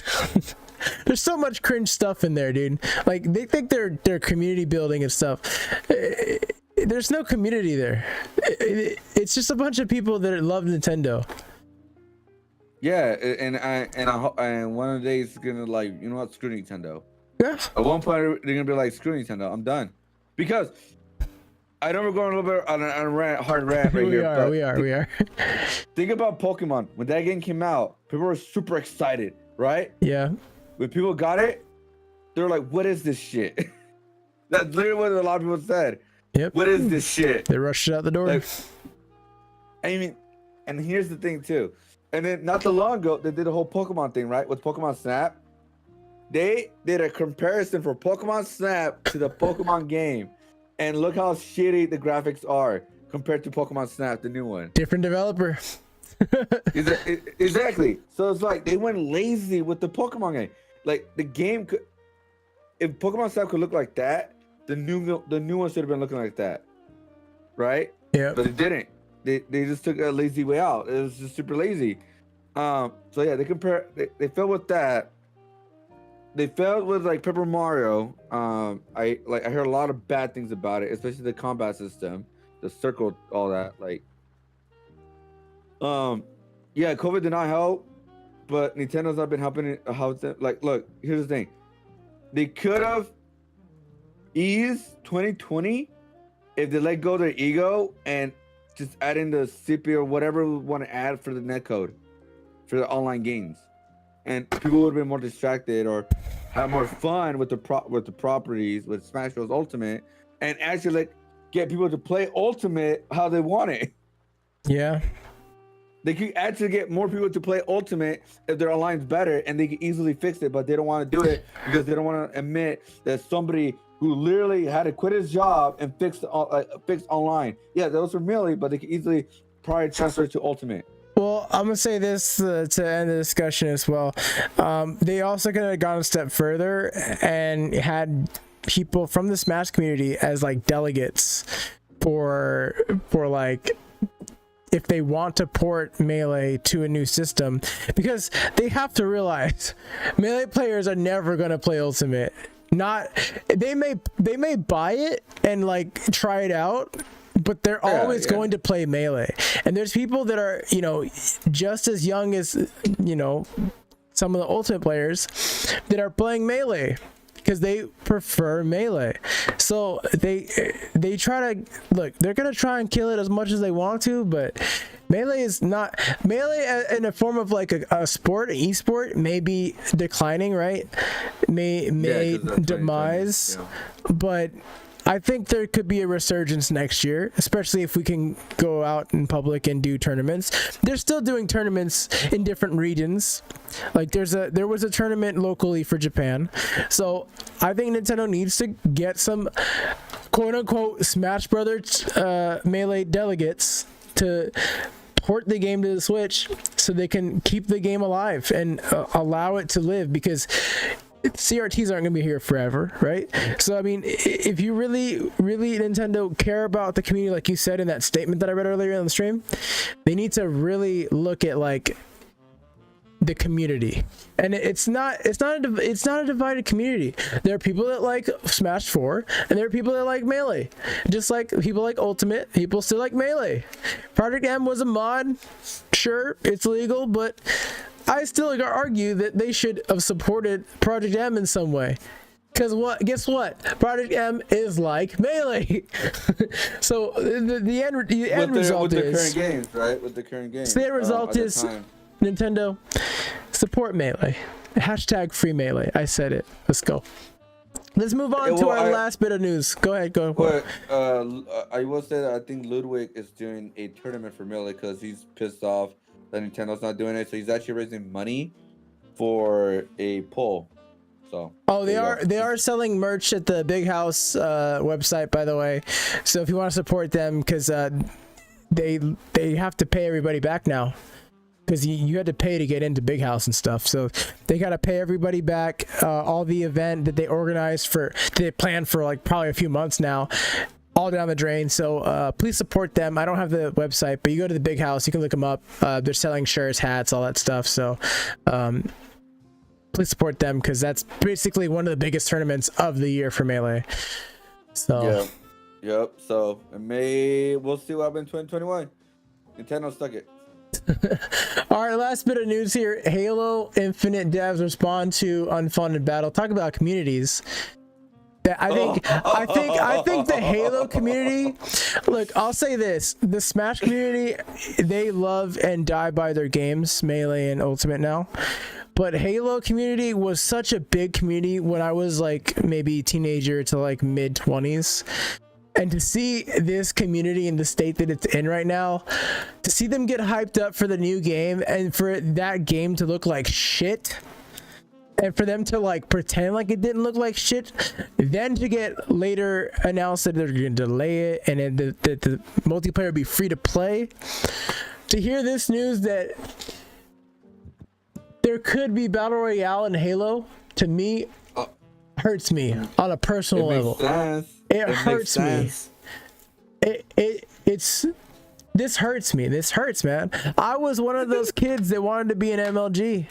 That took Halo seriously, that was playing with MLG rule sets and stuff, and that went on game battles tournaments. Didn't win any. I didn't win any, but I still tried, right?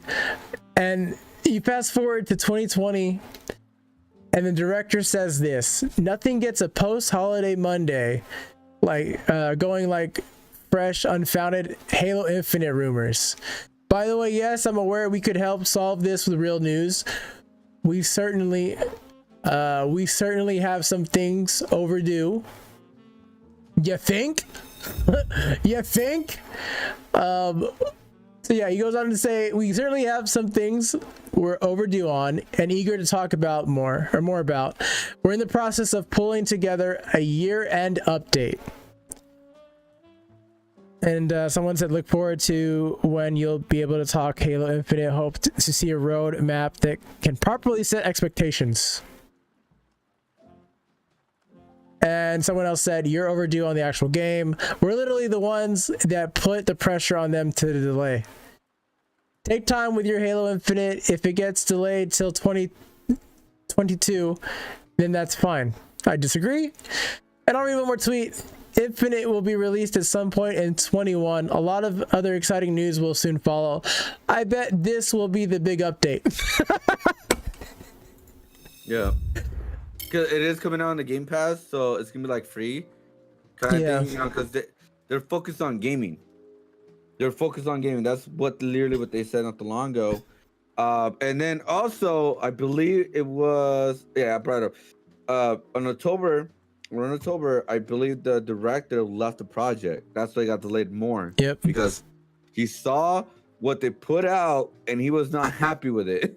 He was like, I'm out. Yeah, it was like I'm literally out. Everybody was like, for me, I don't know, like I'm just fucking blind. I didn't really notice. Like I wasn't really like, I guess because I wasn't really like, oh my god, I guess I should have noticed, or I haven't noticed like every detail. But when I saw it again, I see what people were saying. Right, I saw people were saying like, what was wrong with it, and to the guy who was working on it, left it because how bad that presentation was, how embarrassed I guess he was or something. Like, how can you guys put this out like that? I think because I here's the thing with Halo, when it comes out, people are gonna get it, right? Especially with the Game Pass. I'll be playing it as well. It's on Windows 10. Yeah, it's free. Be on Windows 10. Yeah, so I'll be playing it. I'll be trying it out, of course. But it's like, am I super hyped about it? Not really. It looks free. Honestly. It looks like a free game. Like it looked like there was no like thought or emotion, love, any kind of like human emotion put into that. It just looked like they're trying to cash out on the name Halo. Exactly. They just want to cash it out. Like the villain looks like a generic goddamn Gears of War villain. He looks like he's from Destiny 2. Yeah, he looks so goddamn generic. Compared to all the villains from Halo, he looks already the worst. It looks very uninspiring. There were tons of issues I saw when it comes to like basic stuff like shadows being represented on the map.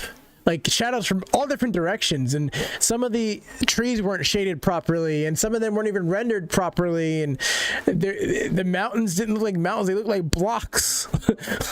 Like they didn't even make anything look like that. Looked like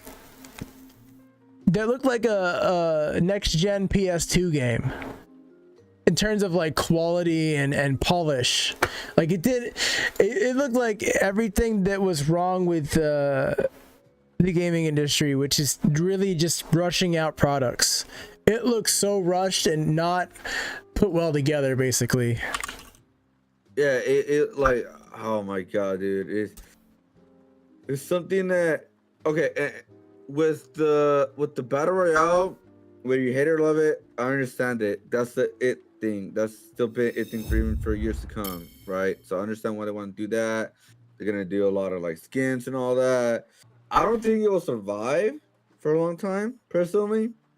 I think what like people are gonna love is the multiplayer and also the customization of multiplayer. You remember those times where you could like make our own games on multiplayer? Oh, you talking about Forge? Yeah, something like that, right? Like we could like make like all these different kind of like games and like tag or something like that, like Yeah. zombie, all that stuff. I remember playing those and had so much fun with those. I don't think they're gonna bring those back. Hopefully they do, but we'll see. But yeah, this game is gonna come out for free, right? So why would they have a lot of motivation to make this game like really great overall? You know, especially with the story. You know, I'm watching it again right now. I have it up on the stream. Everything I said, I still feel, even though like the lighting is kind of better, the shadows of the lighting aren't consistent, and like the graphics on okay, so the lighting when it hits everything looks good, but it's just the lighting coming like, look at the background, dude. It's just not a consistent image. And then the reds look really red, right? Like all the colors look deep, right? But the world itself is very uninteresting, and I don't know. This is next gen. Like I don't know what I'm supposed to expect for the next gen, but like this doesn't look like a next gen. And then they show off like a hook shot. Like that's the new tech, the hook shot. Like we waited 6 games for a hook shot. Like I'm just tired of like the story of Halo is kind of like it's been done for a while now, honestly. I wish companies, or especially with a franchise, would take on risks of doing something completely different with the franchise. Well, let me just sorry, I don't mean to interrupt, but like, I'm just thinking about next gen.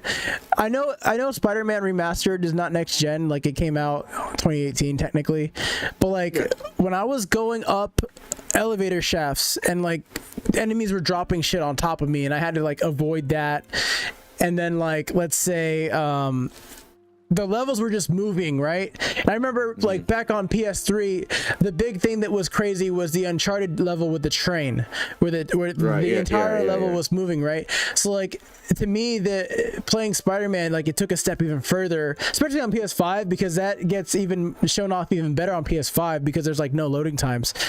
Is like the dynamic like level design, right? When I look at Halo Infinite, what they showed, I feel like I've already played this. Like, it doesn't look new at all. It just there's nothing new. Like, there's no risk taking anymore with a lot of these games because they don't want to risk what they have, their IPs. But anything with Halo will sell. They need to understand that it will sell. They need to take on risks instead of making generic stuff.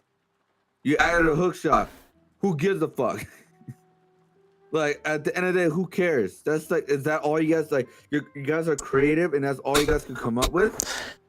That's it. Yeah, and the villain and a generic villain. Yeah, they're showing the villain right now. A villain that's so generic. Like he looks super generic. Like what? He's the Gears of War kind of. I don't like whatever kind of villain. He's like he looks so generic, right? And why couldn't they just take more of a risk with their IP? Take a risk, like go big, and people will actually appreciate that for the most part. You know what I mean? And with this, they didn't go big. They just like, oh, you know what? Let's just make a villain that, you know, he has an army and he wants to take over the world or whatever, and that's just gonna stop him. All right, cool. If I'm being honest, this looks like a remaster of a PS3 game. Now that I rewatched it again. look at that. or an Doesn't Xbox it look game. Like everything looks stiff. Nothing is like next gen to me. Yeah, it really is not, and I'm happy they are delaying it. I am happy now it's free. Yeah. Imagine if you paid 60 or maybe 75 at this point or whatever the price point is. Imagine if you paid all that money for that. Yeah, like I will say this, like with the miles, it is way overpriced of what it was, honestly. And I feel like companies to look into more of the games and their pricing, especially when they bring games like this. Don't get me wrong, miles a game, a fun game, but it's way overpriced. Yeah, it's way overpriced. And God, it's just very frustrating. I don't understand. I really don't get it. It's like I'm happy that people are finally seeing what's been going on for some time now, where like companies are being lazy and just putting out things because they're like, oh, they're just gonna buy it. Who cares? Yeah, I mean, hopefully, what happens with this situation, we get a delay, and I mean, I'm never a fan of delays unless it helps development, but they teased this for a long time, right? They teased it for a very long time that they're going to do like another Halo game. They finally talked about or announced Infinite, right? And we finally got to see gameplay, and it was like the most underwhelming reveal of all time for me personally. And I think they have to do a lot to get people back on this one. Even with the free on it, like I know it's free. I know it's free, but there are games that I know are free and I'm not gonna touch them. You know what I mean? Like if this is if they don't show us something like groundbreaking, and I mean, to be honest, they need to change the formula. Don't do the same campaign, enemies running around spots, them spawning in and all this stuff. Like literally change like if you're rebooting Halo, then reboot Halo. Like we don't even know if this is technically a reboot or just like a continuation of the last game. They haven't been really clear on that, and if I've missed that, I apologize, but to be frank, they haven't told me anything. Like they got afraid, they got scared because of Halo 4, I bet, because they did something new with that and people didn't receive it too well. But yeah, they just give up to that. Like, you should not give up. You should take on the good feedback that you got from Halo 4, because there was good feedback on and make a new IP. Huh? Then make a new game. Make a new IP. Yeah. Say inspired by Halo or whatever. Yeah, like, and they could easily just do a crossover with Halo. You know, like, yeah. I don't know, like, or I know, like, okay, so they own Gears of War, right? Yes, but I mean, it's a different studio. Yeah, but couldn't they easily do like a crossover or something? Well, you could argue that one also kind of fell short. Yeah, but a crossover between two IPs that people like could be successful. It could fail, or it could be very successful. Look, we're not in the brainstorming department of Microsoft. We can't give them ideas without like making money off of it. So let's not do that. But I really hope, because again, I go back to the word community. The Halo community has been battered, slaughtered. You know, Ninja comes from Halo, right? Like Ninja was a big Halo person, right? Now he's like, you know, Fortnite or Valorant or whatever. But he would get sponsored by Halo because they want to bring. I think they want to go for the next generation. I understand that. So. Like, I'm just saying. So the Smash community, even though Melee is like dying and Ultimate, whatever, we still exist. Like, there's people that I know to this day that started with 64, right? And then Halo came out on Xbox, the first Xbox ever. And there are a lot of people that don't play Halo anymore because the games just have devolved from where they came from. Some people haven't touched Halo since Halo 2. Because Halo 2 to them was the best game. So it's really hard to keep a community going, especially when you keep making so many iterations of the game and the gameplay doesn't change enough that people are interested to come back to it, but stay the same enough that people are familiar with it. And I think with Halo, the campaigns could definitely change, right? The multiplayer shouldn't change because that's what people loved about it the most. But I think when you show off that kind of campaign trailer for a community that is expecting something different or something better, it's very underwhelming. And so I just hope that the community doesn't fall apart. They hang on, they wait. Because, I mean, that's literally what the developers are asking, is for patience. So I echo that. I'm a Halo fan. I'm looking at the camera right now. I'm a Halo fan too. I was not happy with what we saw. I'm very disappointed and I'm angry too. But let's just be patient. Let's just wait and see what 2021 brings us, because 2020 has brought us a lot of negative stuff. So let's just keep our, woo-saws together. It's gonna be all right. We still have Master Chief Collection. We can still play that until the next game comes out. Because quite frankly, if they add Battle Royale, I'm out. I'm fucking out. I have Apex for that. I have Fortnite. I have Call of Duty. That's enough Battle Royale. We don't need it in Halo. That would literally make me so angry. I don't know, man. Everybody thought the Anthem was gonna take over, but you saw that worked. Anthem. I forgot about that shit. Everybody saw that work. And Destiny 2, they got better, and that was supposed to replace Halo, but they lost the rights to it or something. No. Bungie wanted to be their own company. They were tired of being under Microsoft's wing, so they made Destiny. The problem with Destiny is they got into the hands of Activision. Oh yeah. And Activision doesn't care. It doesn't care how your game is. They just care if you're on time or not. So yeah. Oh god. Let. I don't know how, but Call of Duty came out of it. Figure out what they did to come out of it. They came back out swinging, and it was because of Battle Royale. By the way, it was because of that. Can I tell you a secret? Go for it. Call of Duty fans don't give a fuck about the game. They complain every year that the game doesn't change, that the game is the same formula, and they buy it anyways. That's true. I can't. They complained about. They complained. The one thing they did complain about, and they stopped buying, was the exosuits, when they had everybody jump around in exosuits. And to me, I liked that because it was different. And then they went back to boots on the ground, and people bought that shit up again because they liked that more. So it is what it is. Forget about AAA games. Let's go indie. Let's go indie. That's what creativity, imagination is. Forget all these AAA games because they're fucking boring. They're all the same. They're same world, different.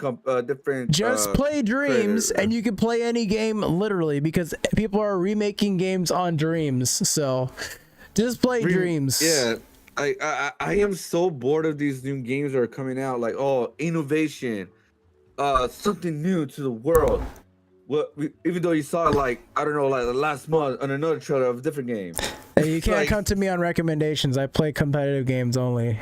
So, I mean, I found Spider-Man. I love those games. I freaking love Spider-Man. But I've already gone back to Apex. That's a perfect example. How many Spider-Man games have been out there, right? And then with the Spider-Man PS4, why did that got so successful? Because they tried new things. They added so many different things to the game. Yeah, but Insomniac has the manpower. Has the power of Sony behind them. So true. I mean, they have access to any Spider-Man comic, whatever. So they have access to so much story that they can play with. They have access to all the different costumes that you can add into the game. They have access. Comic book series. They haven't used any of it. They have some material. Like, I don't understand why they can hire new writers, especially from the comic book industry in the comic book industry, because they have good stories. I can't speak, but they have good stories. Well, they have good stories. They have they could think of outside the box. Thinking outside the box. They could bring the franchise back and do some crazy shit without holding back. Look at. Let me ask you a question. How many people you think know that exists? The Not that comic many. book story. Exactly. And I'm Which you sure could use. exactly. But that's the thing is like they're not banking on a story or innovation. They're banking on the brand name Halo. Yeah, it's like it's ridiculous. 'Cause And what do you think- and I'm sorry to say this, Halo fans. I'm an American too, but I'll admit this. We're dumb. We're stupid people. We are dumb. We are sold a product and we're sold a marketing thing, right? And then when we get that product, we bitch and complain about it like no end. But so we still Like, play it. We still play it. And we still buy the DLC. And guess what? We're gonna buy the next game because we're stupid. Stop buying it. If people come together and not buying it when it comes out, or like for a whole year of not buying all these crappy games, guess what? Companies were like, all right, we're trying to go woke. And now we whatever. go full circle Bro, into the conversation. Full circle. It's exactly what Nintendo needs to remember. People weren't buying the Wii U. We didn't like the Wii U. The Wii U did not have any developer support. And now the Switch has everything, right? Well, when you neglect what you don't have and you forget about it, you're going to repeat history. Switch is going to die. I'm calling it. The Switch is going, unless they come out with a Switch successor like the new Nintendo Switch. the new Nintendo 3DS. I don't, man, like, it's just ridiculous, dude. I just don't get it, dude. Like, how can a game like Avengers fell? Okay, we're going off the rails here. Let's end this real quick. Let's end this. I just don't get it. There's so much material they can get from so many different things, and they don't want to do it. I don't understand it. They have like that's a AAA game, and it is a fucking failure. All right, we're ending the stream. Johnny's Fucking done. with this. Johnny is I'm off fucking the done with this fucking rails. game in the series. Like, go indie guys, indie games. Go to indie games. That's the best games you guys will play of all time. By the way, Go guys, there. anybody watching this on YouTube or Twitch or watching the VOD or watching the Fuck you, replay, Nintendo. Fuck you, Mark. Okay, I'm done. the replay of YouTube, go check out Johnny Boy's channel, twitch.tv/JohnnyBoy. He is a dope artist. All the art that you see behind him, he has created all of it. I literally have the poster that he has on his wall because I bought it, but you can't see it because I'm on a green screen. But anyways, Johnny, final thoughts on today's show. Hire me. Me? I'll come up with some new shit. No, I'm saying like company. You guys should hire me. I can come up with some dope shit. My business is not started yet. I'm waiting for crypto to explode. Then I'll hire you. Oh, so you can fire me at any point? Maybe. Oh my god. That's the show, guys. Thanks so much for watching episode 3 of the Dojo Cast. Hope you guys enjoyed it, and we'll see you next week. Episode fuck Nintendo. Oh my god.